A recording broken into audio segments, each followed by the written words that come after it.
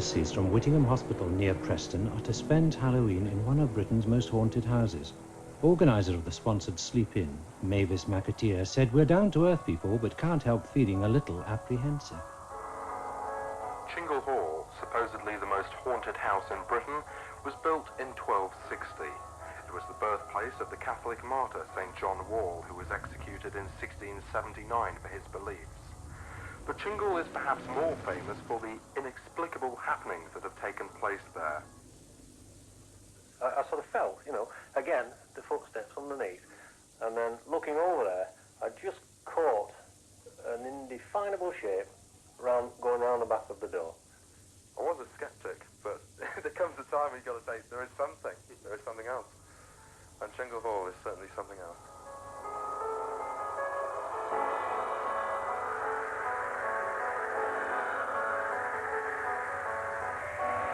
Well, there we are. That's the tape made by the BBC 8 years ago.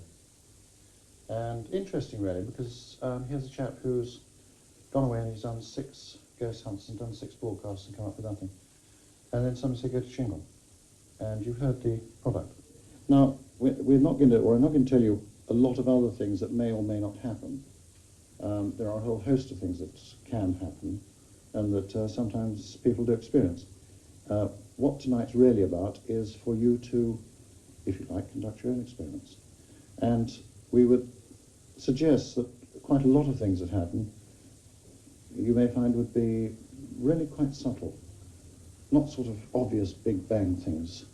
If you're scared at all tonight, worried, or anything like that, then do come and wake us up. That's what we're here for.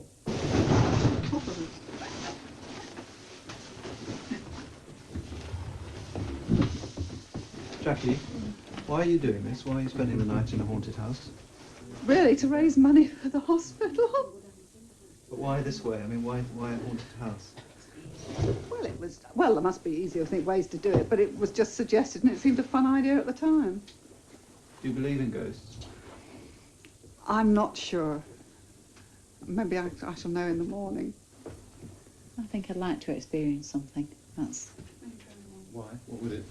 Well, probably to show me that there's something after this. I think I probably feel that there's something after this if I do have any experiences. At the moment, I don't believe that there is, so we'll just see. A lot of people might say that you were slightly balmy. Well, I might agree with a lot of people.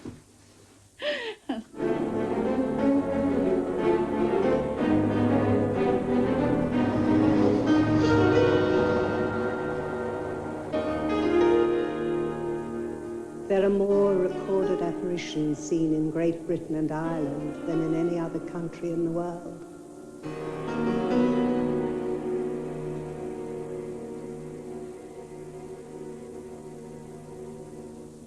I suppose I've always seen ghosts. For me, there's absolutely nothing unusual about it. I don't think there's anything to be frightened of. They've always been friendly. Well, we moved here in April 1979, and one of the first things we did was put central heating in. And because the cellar had an earth floor, my husband and son decided to lay a concrete floor so that the anthracite wouldn't sink into it. And Mac laid the last yard. And he picked up this object and he said, "What's this? It's so heavy." He washed it. And there was this, huge crucifix.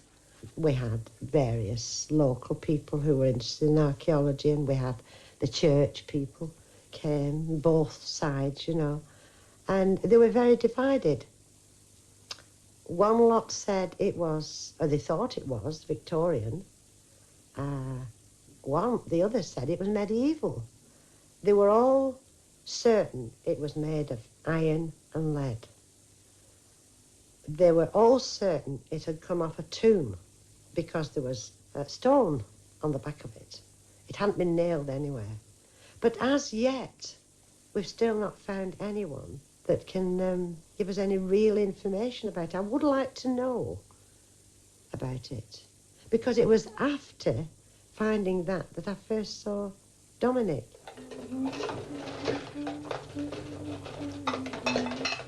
I was washing up in the kitchen, and coming from right to left, underneath the kitchen window, was this hooded figure, and I thought it was Mike, my husband, but he didn't come in through the back door. I thought, that's rum, so I looked outside, nobody there. Came back, continued washing up. I saw him again, coming from the same direction, not going back. So I went out and peered round the corner of the kitchen. There was nobody there. And that's when I realised it wasn't Mike. And I realised, for some reason, it was a cow I'd seen. Have you seen Dominic since? Oh, yes, many times. Many, many times. Where do you normally see him? Well, usually, there's no specific place. I've not seen him outside again. He's usually he comes down the stairs and walks along through the living room, and if the kitchen door's open, he sort of walks into the kitchen and then just disappears. Or if it's closed, he'll walk through the door. He's got a thinnish moustache. His face is tan. His hands are tan, like as if he's Spanish or Italian. Has he ever spoken to you? Yes, once. He did a bit of a dance, and he said, 112 Alera. I said, don't be silly, Dominic. I don't know why I gave him the name Dominic, but I did. Anyway, don't be silly. It's 123 Alera. Isn't there a song, you know? 123 Alera. I saw Sister Sarah. Anyway, he said, no, 112 Alera. Now, I don't know what that means. He's got such merry expression, merry eyes that twinkle, and he always looks so as if life is one huge bowl of cherries, you know. He always makes me feel good. He doesn't droop when he moves, you know. Everything about him is alive. There's someone from out of the Inquisition, and then he's not. His cheeks are slightly hollow. Is he a nice ghost? Oh, yes. This is lovely. He's sweet.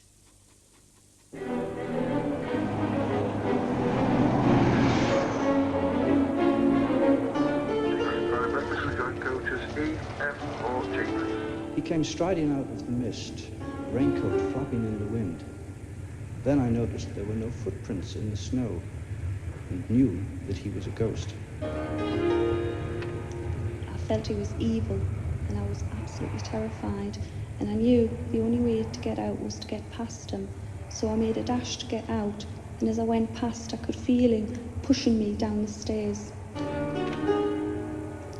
A mist started to rise up from the body, going to the ceiling, and we both watched it, absolutely petrified, as it seemed to form the shape of the body.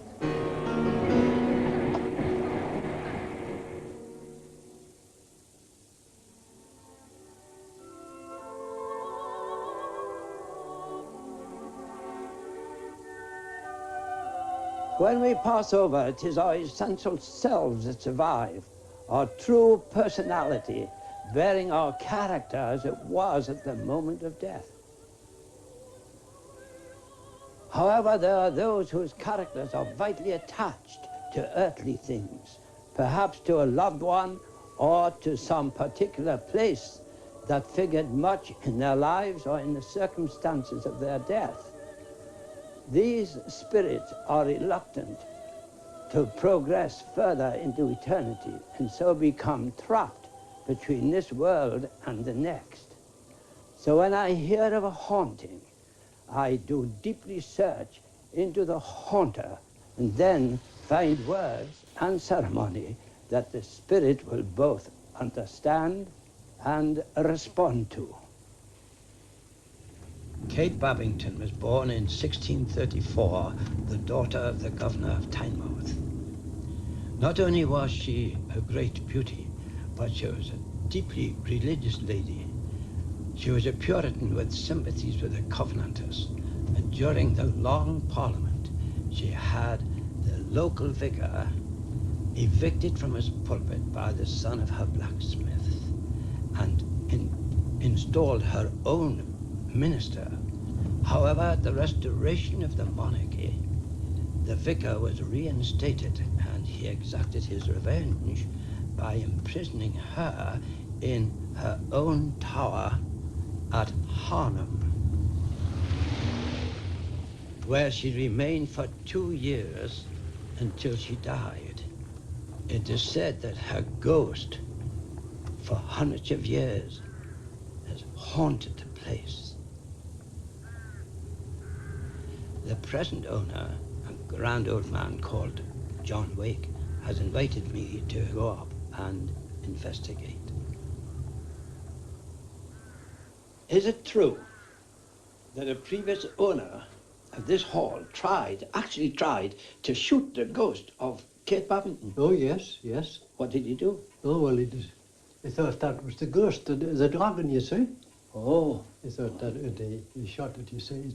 I don't think Kate's ghost would frighten anybody. She was so beautiful. No, I think she was more beautiful than the dragon. Than the But dragon. he mistook the dragon. Dragon for the ghost, you see. Yes. And then he went up into the room and shot it up the stairs. This pellet in the woodwork up the stairs where he shot up. But the first shot was at that last eye, you see. And all these wealthy families, they all had a crest and a coat of arms. Yes. Aye, that's the Babington crest.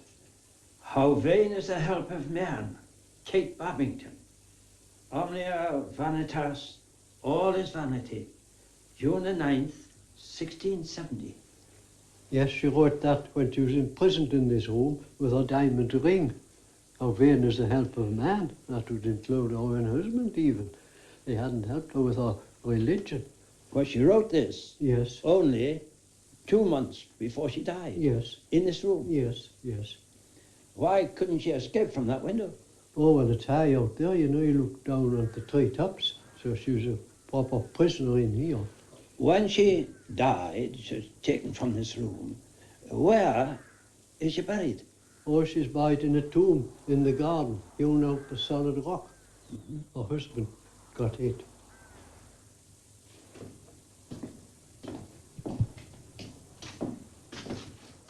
Yes, this is Dame Catherine's coffin. It's been here 300 years. 300 years. Yes. And what's this? Oh, that's the more or less the headstone.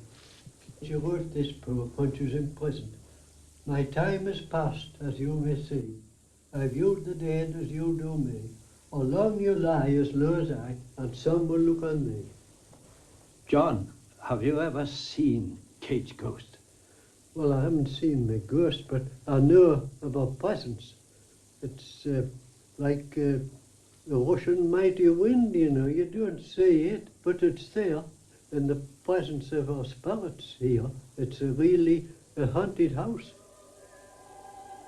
John has told me that there is a presence here, and I feel that there really is a nice presence, and that as her remains have lain for all these years on unconsecrated ground, I feel that I would love to give her a blessing, and perhaps then her soul may rest in peace.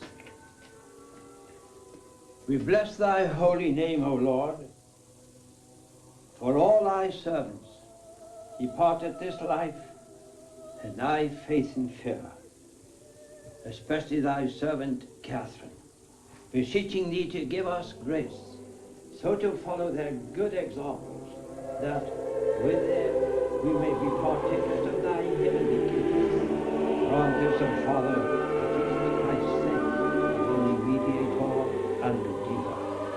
Amen.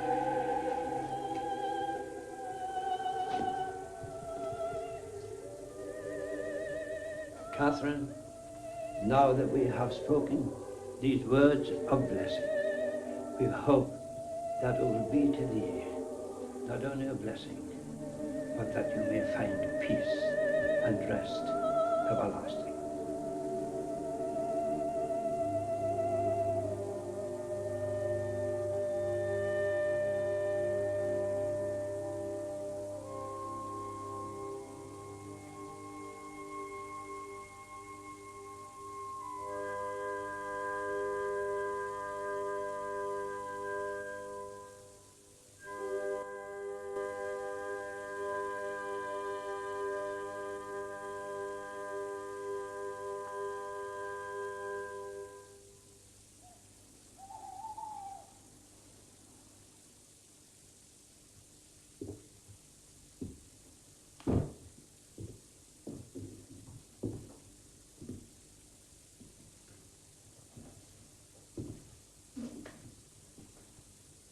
had a motorbike and he was coming down the road somewhere near where you live, Lancaster, and he saw this lady walking down, and she put her thumb up, and they didn't wear their crash helmets or anything, so he slowed down.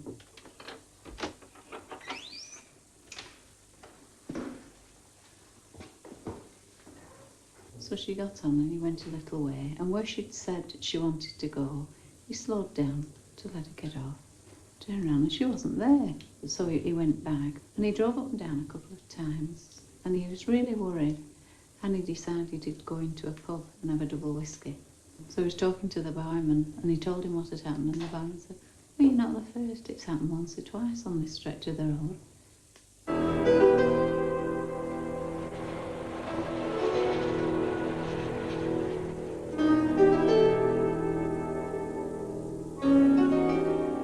One person in 10 will see a ghost in their lifetime, but not everyone will recognize it.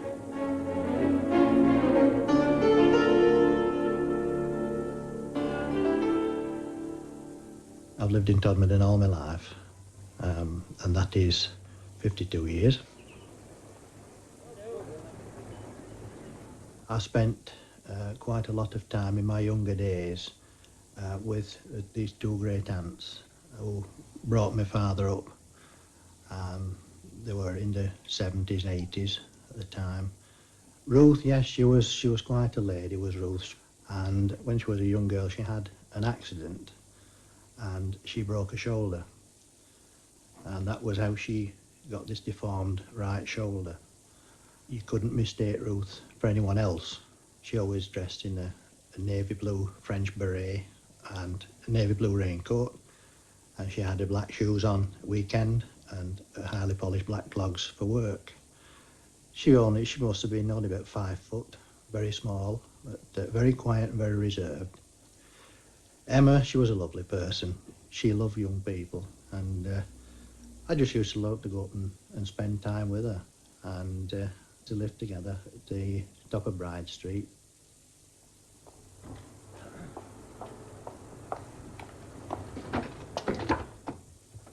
It was one of those lovely late summer days, but it was a day that I'm always going to remember. Something that really extraordinary happened. I was working on the buses at the time.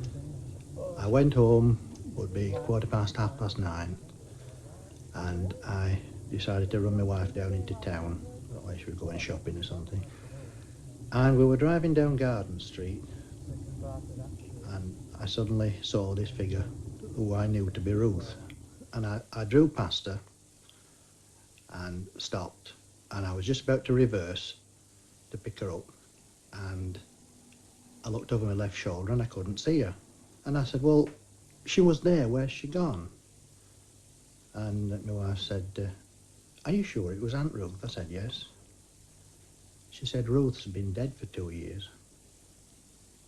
Well, it floored me, because it's quite true, she had been dead for 2 years, and yet I saw Ruth as clear as I can see you today. My wife said, I wonder if Emma's all right. So I said, well, I'll take you down into town and I'll go back and see.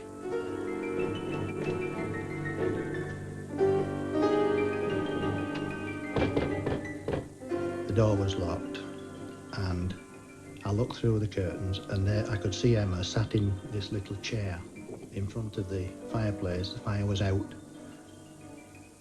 And anyway, when we got in, I found Emma had fallen the night before, and she'd managed to crawl back to this chair, and her knee was very badly swollen. And I took her off to hospital.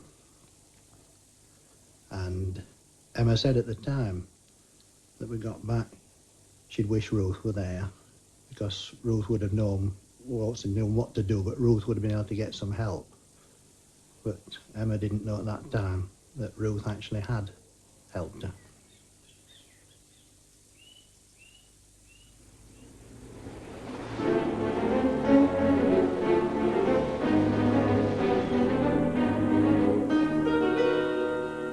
Children under 10 are more likely to see ghosts than people of any other age.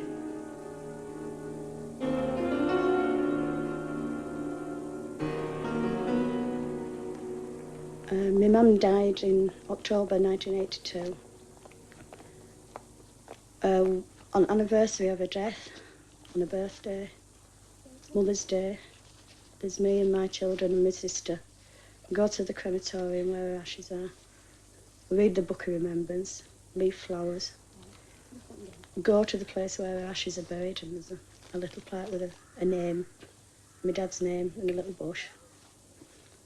It's something we always do. It's habit with us now. It was a ritual sort of thing with us now.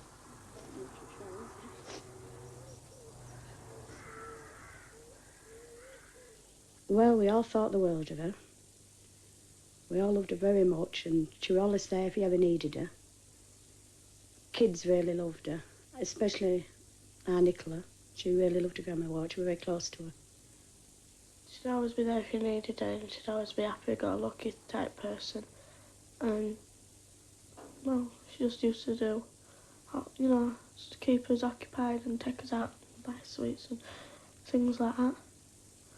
So, we got on really well. First time Nicola saw the ghost of my mum about 2 years after she died, and she was at home poorly from school. And I'd gone over to school to pick the little boy up at home time.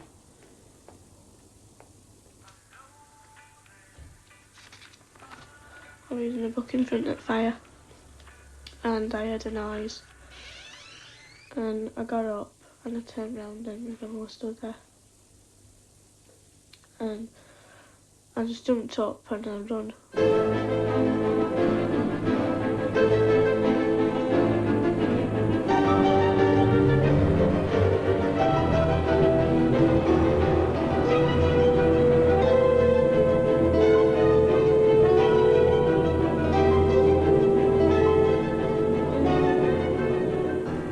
She looked so short, she was white. I said, you look like you'd seen a ghost. And she turned around and she said, I have. Like she was cracking some sort of joke, and I didn't find it funny. I said, like, 'cause I have. Oh, yeah, of course you have. So you've seen a ghost. I said, I saw my grandma. Of course you saw her, yeah. It's a figment of your imagination. She didn't believe me then.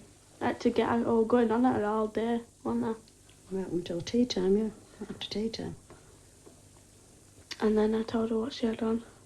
I thought it was a dress, because I don't know what a shroud looks like. So I thought it was a dress, and it was pink, and it was like quite a light shade of pink. Well, it wasn't really, it was like a fuchsia pink dress, and she had 2 crucifixes on her chest, and one was bigger than the other. There was one that was on a chain round her neck, but one was just laid on her chest. And she said that she saw one hanging with nothing there.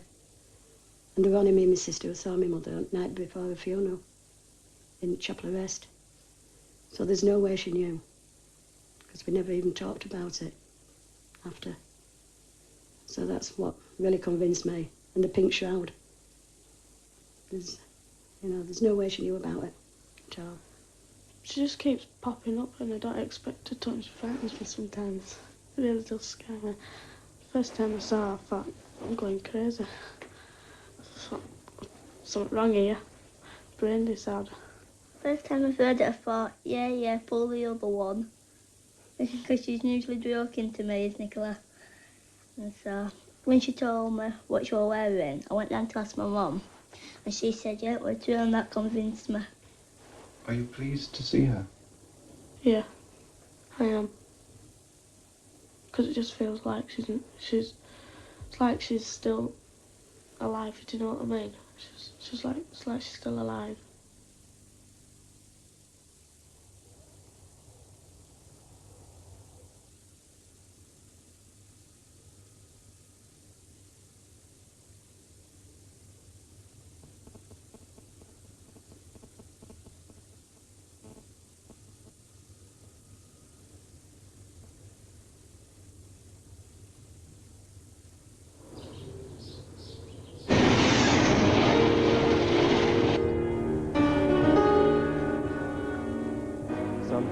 Caused by a strong emotional event which leaves a trace in the haunted area. Ghosts are hallucinations, possibly caused by a telepathic link Every third person who sees a ghost will also have an out-of-the-body experience. If you've ever been troubled by ghosts, then perhaps you should listen on. If you've ever thought you've had an experience with ghosts, then listen on. As I describe for you Eddie Burks, who calls himself a clairsentient, somebody who talks about being present at the execution of a 35-year-old Londoner and feeling the sensation of that terror waiting on the gallows. And then I have to tell you that that experience took place in the 18th century. Eddie, perhaps you can explain that in a moment when you first told me what a clairsentient is and how do you use it? A clairsentient is someone who is aware, not all the time, but part of the time, of a level of existence beyond the material and is aware of both sensations and very often entities in that realm. And how does one use it? Well, I use it myself in order to help release entities, people who have died and haven't progressed to the level they should have done and who are trapped near the earth. But is it true that you can actually experience that terror, the sensation of the rope around the neck? Yes, I went through the experience with him, not in its full intensity, but enough to know what he experienced and actually feel some of the pain that he experienced and the terror that went with this. This isn't your profession, is it? No, I have been and am a civil engineer. In fact, I'm the founder partner of a quite prosperous consulting civil engineering practice. And these things that I've been talking about happen in my, so to speak, spare time. Eddie, there's a lot of other questions I want to ask you. Let's just take a break for some more music. Yes.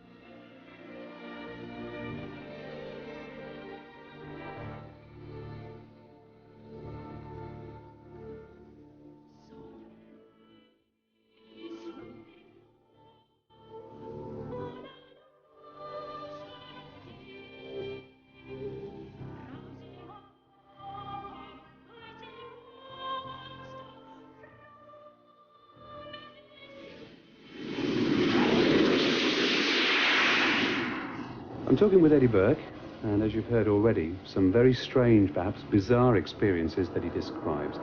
And I gather that you're about to study one on an RAF station. Do you know very much about the circumstances? No, all I know is that things have been happening on this airfield of a supernatural type, and I'm being asked to go and see what happens.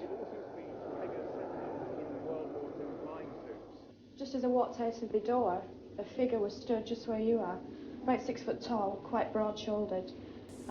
It was a shadowy figure, and the figure just stayed there and then moved towards the left, towards the approach room door. And I was frightened to death, you know. I ran in and told my colleagues that I'd seen this figure, and they didn't believe me at first, you know. The next couple of nights, I actually came and stood in the landing waiting for this thing to come back, you know, and if I did see it, you know, I'd be able to say to people, look, it's here, you know. A couple of months later, I was coming down from local, coming down these stairs, and, you know, I just walked past this door here, and this figure was stood there again. The second time you saw it, did you feel equally fearful? The second time I saw it, I wasn't as frightened as the first because I'd kind of got used to it, you know. No, the reason I ask that is sometimes one feels the fear that the entity itself experienced, and sometimes that's the reason. Yeah. Or connected with the reason why it's stuck at this level. Yeah. I mean, I'm aware of some psychic atmosphere. It might be possible to get more closely involved in it, with it. I shall see in a moment. I wonder if I might do that. I'll sit on the stairs, I think, and see what happens. We'll see. I'll just go around here and sit down for a few minutes. Does it affect you, us watching you? No, I'll try not to let it.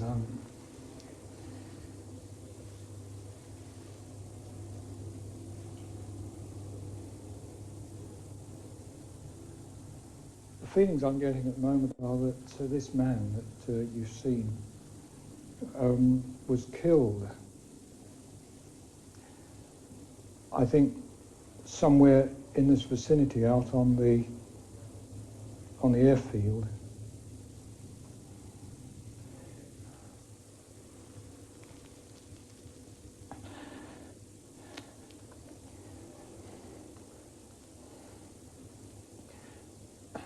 I think it was just an ordinary accident. I think he was run down by a vehicle at night. And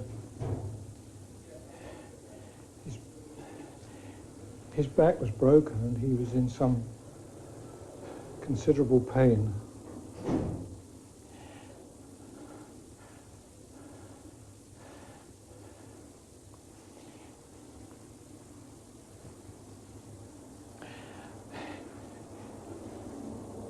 He was put on a stretcher and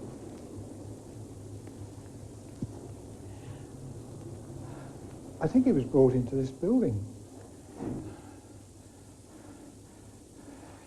at least temporarily.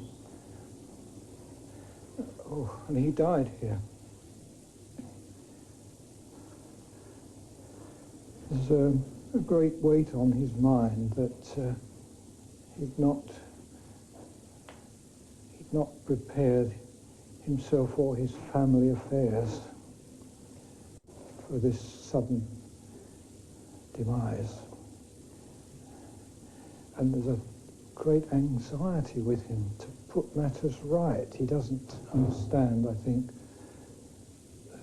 that a lot of time has passed. This is why he's been here and why he appears. He's got unfinished business on his mind. Somebody's saying, thank you, Brenda. Thank you, Brenda, for playing your part in this, for helping to bring him to the attention of others. Your courage in coming back and waiting to make contact again has been very helpful to him. Thank you, Brenda.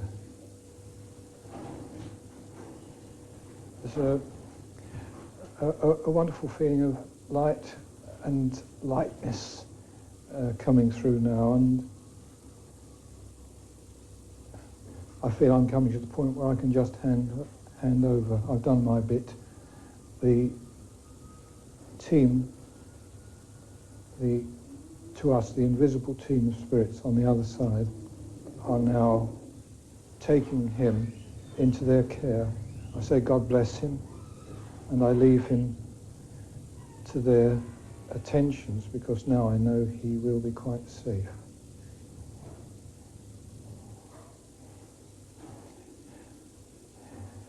There's a great feeling of relief and joy coming through. Quite wonderful.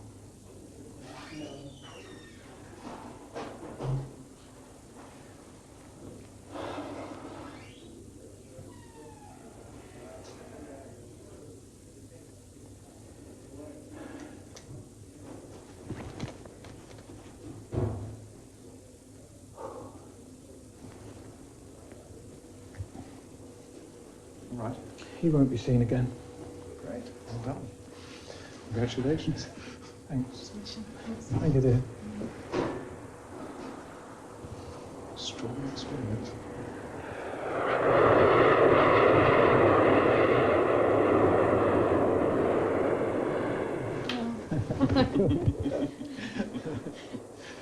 Great.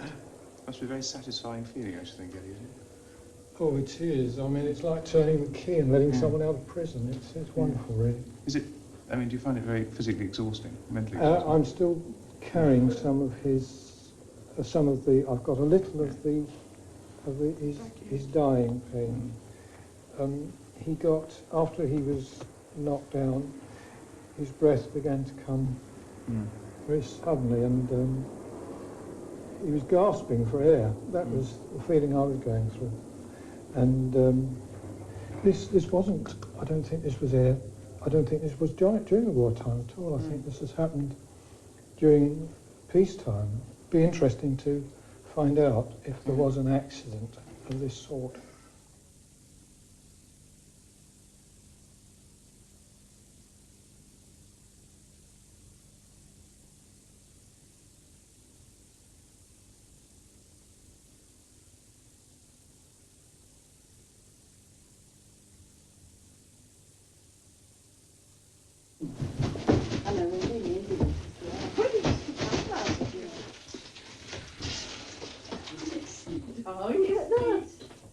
Okay, well, first of all, did anything happen?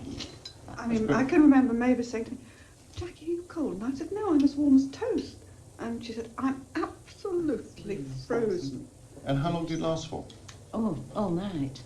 But Jackie said maybe the priest told her, maybe there's a draft coming. No, there's no, I mean, you go up and have a look afterwards. I couldn't feel a draft, So but, this is but there was something, just, the cold was like nothing I've ever experienced, really. Somebody mentioned a watch, something happened to watch. As you know, we get an enormous amount of sort of cameras, things like that, play around with this. Yes, yes, you do. It's wound up. When I looked at it this morning, it had stopped and it was 1 o'clock. And as you can see, it's now 25 past, isn't it? It's 25 past 1. You just noticed When I got it out to look what time it was. This morning, it had stopped. So it's been stopped it was for 1 6 o'clock hours. and it had stopped. Now, Sandra, what did you, insofar as you're concerned? I would like to know about 5 o'clock this morning. Who was knocking on all the doors? 5 o'clock this morning? Who was knocking on all the doors? Was it somebody waking everybody up? Not at 5 o'clock in the morning. Was it between 5 and 5:30? No. Did anybody else hear that? In your sleep. You sure about this? You weren't asleep? No, I wasn't asleep. Could you have been asleep? No, I wasn't asleep. How do you know you weren't asleep? Because I was awake. Putting it into context of Chingle, a very quiet night, but I think that one could say that from your point of view, I think quite interesting, because really, as I said, I think last night, it's very much a question of fairly minor things not to frighten you, but just to give you a message, if you like.